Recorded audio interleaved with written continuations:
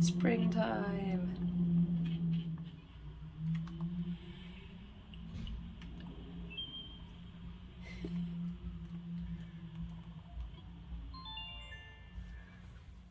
Hello, and welcome back to the Common Corner. I hope that you're having a very lovely and calm day so far, and if not, I hope that with this video I can bring you some stillness, let you have a little bit of a rest, and breathe deeply and just stay in the moment. It's currently the 25th of February, Sunday, about 1:30 p.m. and I hope that I can have a chat with you and also be able to upload this video today so that you can see it ahead of before the week starts again, or well, whenever you happen to see it. I hope that you're feeling good and okay. Alright, and just to kind of recap, I started this channel so that I can talk about my journals to my sisters. I'm the oldest of 5 girls, and journaling is something that we all have a shared love for. And starting from my first video, really, there was a lot of beautiful humans that joined the Common Corner community, and now there's already 544 of you, and I can just imagine this big room, maybe a journal shop or a bookshop, where there's 544 people watching me talk about my book. So I'm actually feeling a little bit nervous about that, but I just want to be honest about it, and maybe also by saying that out loud I can kind of calm myself down a little bit, because you're all kind, beautiful people, and I appreciate every single one of you so much. And I've had some wonderful conversations with so many of you in the comments, and I just want to say it out loud how much I appreciate it and how much happiness it brings me. And often I read those comments when I'm on my way to the hospital that I'm doing a work placement in at the moment, and I'm reading the comments on the bus at like 7:30 a.m. and I'm just having a great time, and it sort of grounds me. So anyway, thank you. Thank you for that. I'm kind of clasping my hands because it's quite cold in London at the moment. We're having a little very chilly weekend, I think, before the spring starts to creep up, and because of that I'm wearing this familiar green jumper that I wore in my first 2 videos, to be honest, and that was in January. Whenever it is cold, I wear the jumper. It's from my partner originally, but I've kind of adopted it, and it keeps me warm in my leaky London house, where, like, if you stand too close to the windows, you can feel the breeze. That might sound awful to some people, but it's kind of it's kind of the norm in London. Okay, let's get started, I guess. I wanted to do a little bit of a catch up initially, because I feel like it's been a while since I kind of talked about what I'm doing currently in my journal, as the previous video was a full flip through of my old book, the 2023 Hobonichi Avec.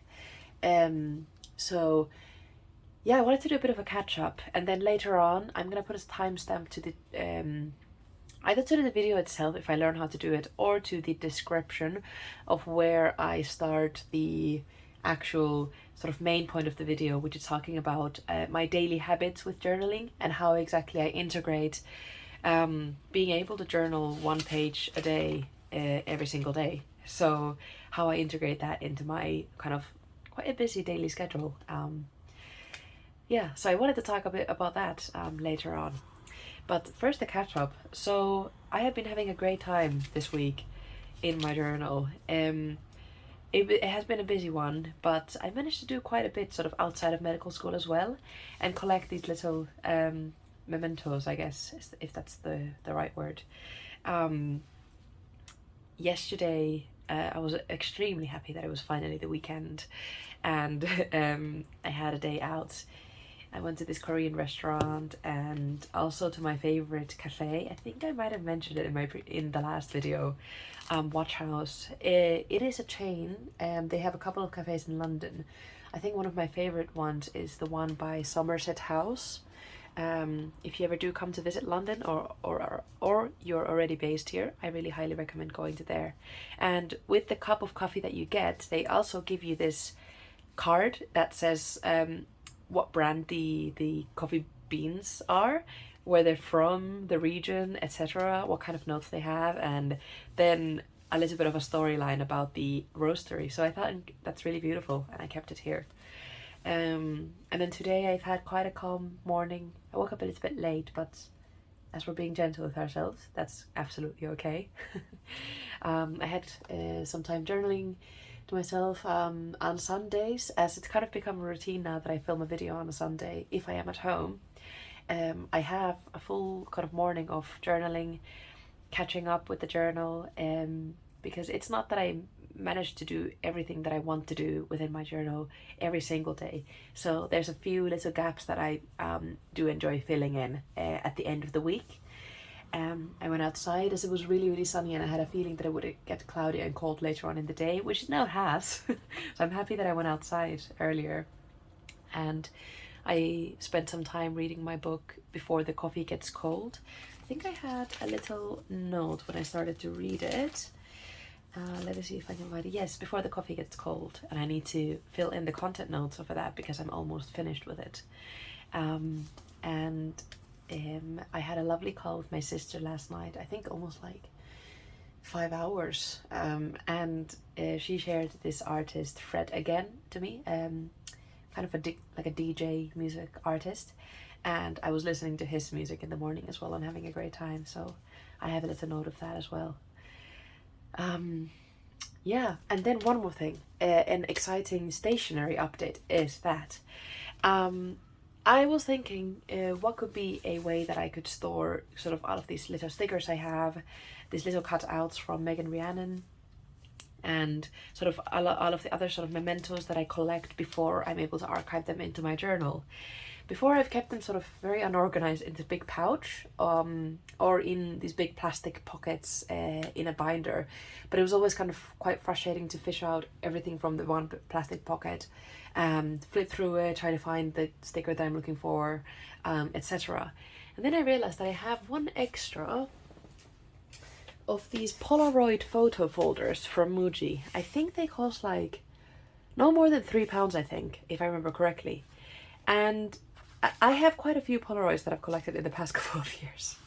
And I've used this Polaroid folder to collect these photographs.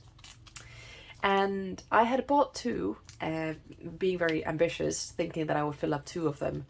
But very much not managing to do that at all. But I think it fits like 500 photos or something crazy like that. So I'm exposing myself with these photos. Okay, I hope you had a great time having a sneak peek of them. So I had one more of these left, and I will show you what I did with it. Highly recommend. So here we are. Each pocket fits like one little thing. Kind of one collection of stickers or printouts. If the stickers are similar in category, for example, this one has a bunch of stickers that are coffee related. This is like other coffee related things, but like things that you would use to make coffee. Here's a bunch of these like really beautiful flower kind of see-through stickers that I got for Christmas from my sisters. For my sister. Sorry. You know who you are. And so on. And by flipping through it, I'm really, really easily able to find whatever I'm looking for. And this has kind of changed the game for me, to be honest. Like, I'm having a great time being able to integrate everything a lot more easier into my pages. Yeah, and it's just this Polaroid photo folder from Muji. I can see if I can find a link and put it in the description. But great times all around. I've collected some of these of my favorite stickers at the back, so I can see them. Honestly, it's like I love this collection. Then I have some character cards from this manga called Bungo Stray Dogs. Let me know if anyone has read it. I'm still, I think, like just halfway through. And I'm collecting the character cards and making little sort of information info dumps kind of in my commonplace book, which is separate to my actual book. I'm gonna make a video about my commonplace book maybe next week, because that's definitely something that is integrated into my kind of daily habits, but I haven't had a chance to kind of talk through it yet. And so on, yeah. So I just wanted to share that. All right, I think that's kind of the last catch-up thing that I wanted to say. Okay, we're rolling. So today I wanted to talk about how I integrate my journaling into my everyday life. As you can see from my previous video, if you had a chance to watch it, which was a flip through of my 2023 July to December Hobonichi Avec, and every single daily page was filled. And then that got quite a lot of questions on how do I kind of manage to write 1 page per day with the schedule that I have as a medical student who is training in hospitals at the moment. And I actually thought that that's something that I would love to talk about a little bit more. Okay, it is a routine that has built up over maybe the last 10 months or so. So it definitely was not like this from the very beginning. I wasn't able to find time to journal every single day. It wasn't something that kind of naturally came to me. And as with any habit, the more you do it, the more strongly your kind of mind starts to crave for it, to look for that familiarity. And I actually wanted to go back to the first ever kind of commonplace book that I started, which was, I think, is it now? Well, 10 months ago, I would say, yeah. End of April in 2023. All right. Looks very different from what I have now. This was a Muji calendar where you can fill in the days by yourself, such as maybe, I don't know where it could be shown. Here, for example, you can fill in the days by yourself. And I was yet not sure how I kind of wanted to start archiving my life and in an analog manner, so not digitally, but in an actual book. And I didn't want to put too much pressure on myself, so I started with this book that I can fill in the days by myself, so I'm not pressured to fill in the pre-filled pages, if that makes sense. They also had these kind of weekly, I don't know if there's a clearer because these are quite full, these weekly spreads where I divided everything into a personal and academic view and just kind of collected some notes on the week on the other side. And then at the end of this book, so keep in mind this is starting from like end of April of last year. At the end of this book there were some empty pages, and I had for the first time heard of the term commonplacing from, I actually can't remember what the who the YouTuber was, but then I was linked to Megan Rhiannon's video where she talked about her commonplace book and journaling habits. And I kind of got quite inspired from that because it seemed to answer a lot of the questions that I had where I was looking for a system that would integrate everything into one, but I had kind of moved on from this kind of bullet journaling way of doing things, with not having as much time to draw out all the grids by myself or all the pages by myself. So okay, I started my first commonplace book at the end of this Muji calendar where there were some empty pages, and I started, and you can see here that the first entry was the 13th of April. Next entry was like 16th of April, a couple days later. Following from that, there was like an entry from like a week later, 21st of April, so on. So it was not something consistent. It wasn't something that I was doing every day. I might have been filling in sort of the weekly pages on a daily manner, kind of to help myself plan my days, etc. But I was not journaling on a daily basis. I wasn't filling in 1 page per day. So it kind of started very gradually. And then there was a huge gap, I think, like actually maybe a week's gap or something like that when I was preparing for exams. And I think I then started to find a lot of other YouTube journalers, people who journal on YouTube and share their journey about it, and sort of that fed my excitement and motivation to keep up the pattern of journaling. Although it still wasn't something that I was doing on a daily basis, and I needed to have a reminder in my kind of schedule to make time to journal. And I would often make the time just once per day, and I would be very, very intentional with it. I would be like, okay, now I'm sitting down, now I'm writing about this certain thing. And it actually required quite a lot of effort in the beginning for me personally. It was so fun to look at these because my practice looks so different now. And I finished these pages quite quickly, and I then kind of cut, I think it was this my second commonplace. Ooh, commonplace 3. Let me pause and find you the second commonplace. I'm not sure if that's even relevant, but just a second. This was my second commonplace book. So I have some uni notes here. I was hardcore studying for exams that time. I had some journaling about my days. I had notes to self, sort of this running list that I kept filling. Some more uni notes, how I felt about starting revision, kind reminders to myself, morning reflections, once again some uni notes, kind of brain draining and free writing, reflections on the upcoming month, and I really enjoy what I did here, but it's still, I think it wasn't something that I did on a daily basis, although it very slowly started to get more and more and more regular. And I think it was kind of the feeling of getting support from the pages. So every single day I knew that there was one thing that I could do to feel grounded. And that's something that started to really appeal to me. There was one thing every day that I could do to feel grounded. And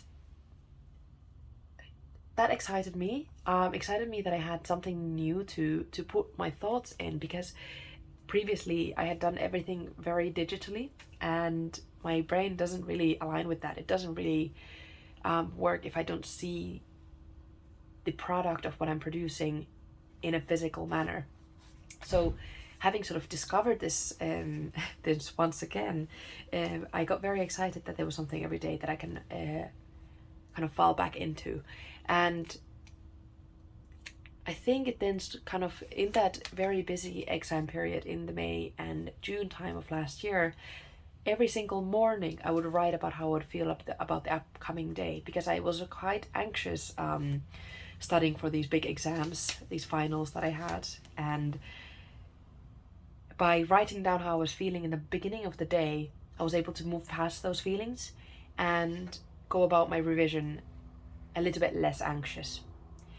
And at the same time, I collected these little memos that I found in cafes that I was studying at, in these kind of uni-related events that I went to, etc. Things that I was doing with my friends to calm down, reminders for exams, etc. And it kind of, she became my emotional support, the one that I could always fall back on. Sometimes I felt very kind of nervous to talk about my difficulties and struggles with my mental health during exam season to my friends who were also struggling with something similar. But writing these thoughts in here, I never felt bad about it. And then I realized that this is something that is going to stay with me for a long time.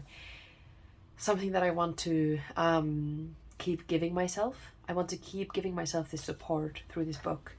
And when I changed my perspective from something that I had previously, maybe let's say, I don't know, like 10 years ago when I was doing bullet journaling, the aesthetics of my journal, the way that I was kind of building it and staying loyal to it was for the journal, so that I could at the end have a product that looked beautiful, that I was satisfied with. But I was definitely putting a little bit more pressure on myself to make the journal beautiful, so that for the journal rather than for myself, if that kind of makes sense. And that was absolutely okay, and I enjoyed that as a hobby. But this time around, I'm looking at it as I'm filling in this journal for myself. I'm using the journal in any way that my mind would need to. Okay, so that's a long spiel on the perspective change that I had when I started journaling on a daily basis, or filling in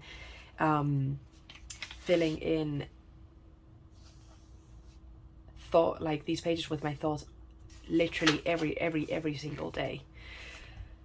Okay, I will do a full flip through of all of the commonplaces that I've so far had. If you would enjoy that, that's up to you guys, I guess. Actually, I might do it anyway because these are really enjoyable to look back on. But that then led to me finding Hobonichi and finding that there's a system that encourages me to keep up with it, and there's a place where I don't need to fill in the date, and I don't need to kind of I don't know, there's an intentional space that I can go to every single day. And even if there's certain days that I don't end up filling the entire page, I can come back to that page and think about that day that I had on that particular day, and backfill it or fill it with something that reminds me of the emotions that I had.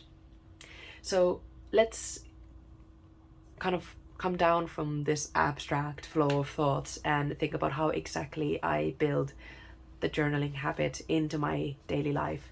So if we look at this week, so we're on the Sunday now, we're at the end of the week. I want to take this week as an example. Here's my schedule. From Monday until Friday, 4 out of 5 of those days I have kind of like a 9 to 5 schedule. So on Monday I needed to get to uni for 10, so I left home at 9 and I go back home at 5 p.m. And although there's a gap right here, there's some projects that we need to complete within that lunch break.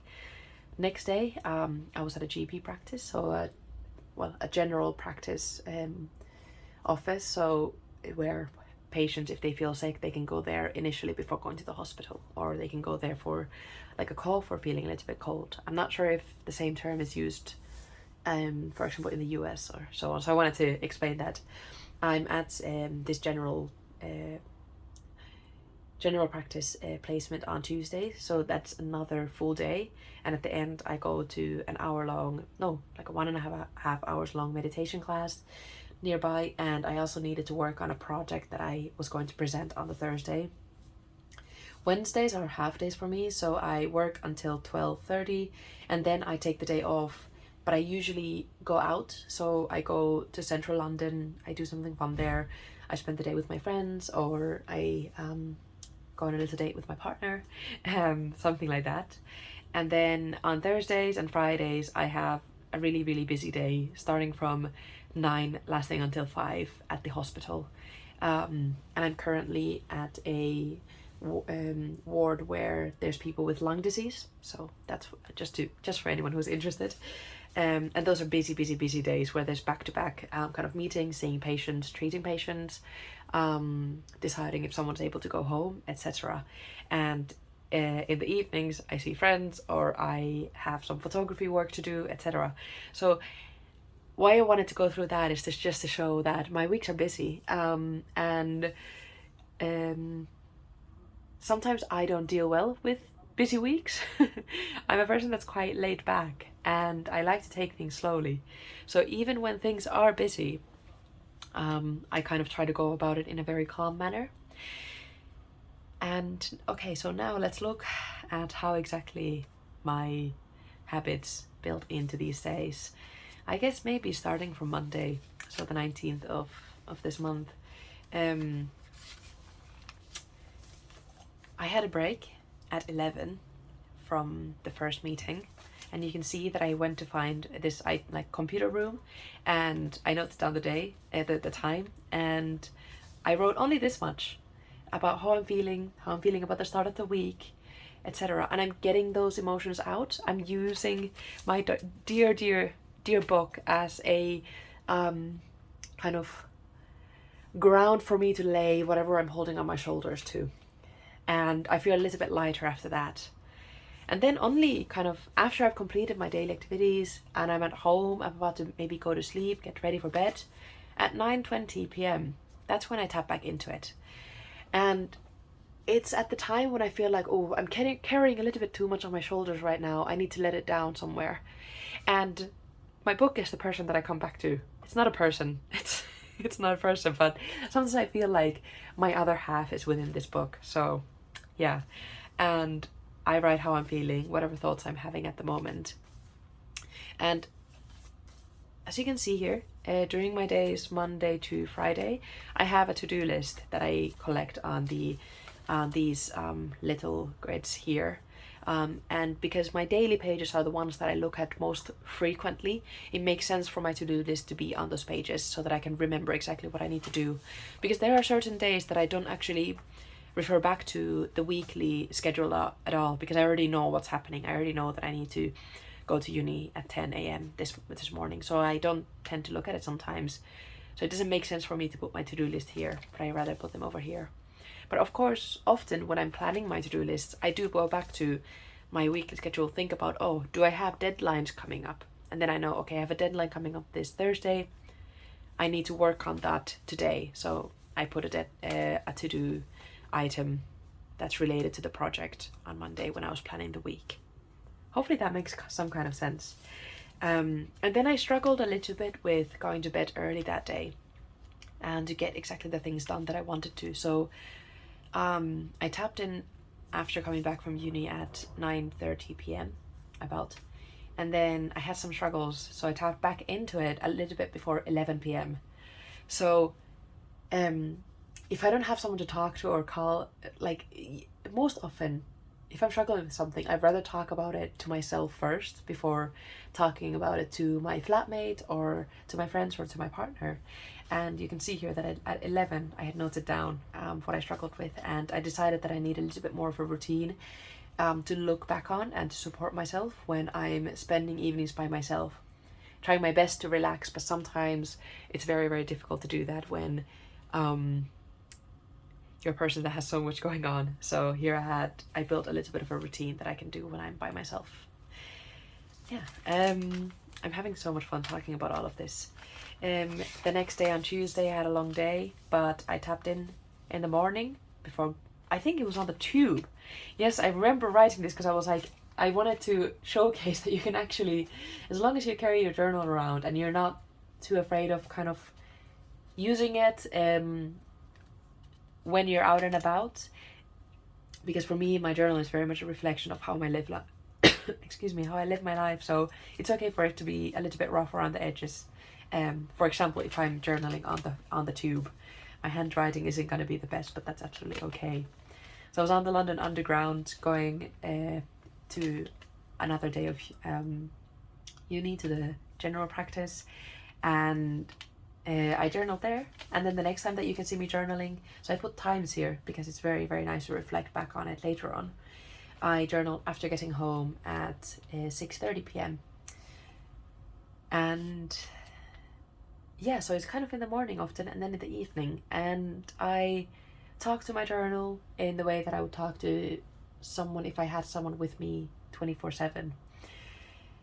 And kind of the pattern continues. So next day, after I woke up, kind of after I woke up and I was doing some uni work, I tapped in the morning and then once again in the evening. So I think it depends, because my mindset right now is that this is my kind of support. I use these pages in the way that my mind needs to on that specific day. And I write down what I need to see on that specific day to help my mind kind of manage everything that's going on, all the way from to-do lists to memory keeping. And the pattern continues, I think. Sometimes if I have a very, very early start, as on Thursdays and Fridays I don't have time to tap in the morning. And then the first break that I have, because I carry this journal with me everywhere, I'm able to kind of breathe for the first time properly and write down everything that's been happening. Of course, these pages are often filled up with mementos, such as a movie ticket. I saw All of Us Strangers just on this Thursday. 4.5 stars out of 5. Highly recommend. I won't say much about it, but it was a heavy heart after I walked out of there. But a really, really beautiful and brilliant movie. I very highly recommend it. And then next day, as I said, these pages are also filled up with pictures and mementos, etc. So it's not all writing. And days when I'm busy, there's actually very little bit of things that I write, and I fill it with other things. And that kind of makes it less daunting. There's always something that you can put on these pages. There's always something. And at the very end, kind of you get encouraged to fill them up. You get excited when you have this track record of being able to fill them up. If I go back to my the beginning of this month, I have a habit tracker of how many times I've journaled during the month, and I filled a whole page 22 days out of 25, which I'm very, very happy about. Yeah, it just shows how important this is to me. Yeah. So I was just saying, there was someone who mentioned that I might enjoy someone. I know who you are, but I don't want to out your name here. There was someone who mentioned that I would enjoy the illustrations by Atelier Bow Wow, and I mentioned to them that I will definitely print out some images from them and put them into my journal. So here's just an example that I was able to do on Friday with the printers that I have at uni. And here we come back to yesterday and today, which I already talked about in the beginning. And I hope that kind of shed a little bit of light on how exactly this journal belongs to my life. How I kind of quite easily now I'm able to integrate it into my life. I don't feel stress about needing to fill in my journal because it's like, it's not something that I feel like I should do on a daily basis. It's something that I feel internally that I need to do for myself. And I'm very, very grateful for Hobonichi for having designed such a beautiful journal that for me has become so important and such a crucial part of my kind of support in my daily life. Yeah,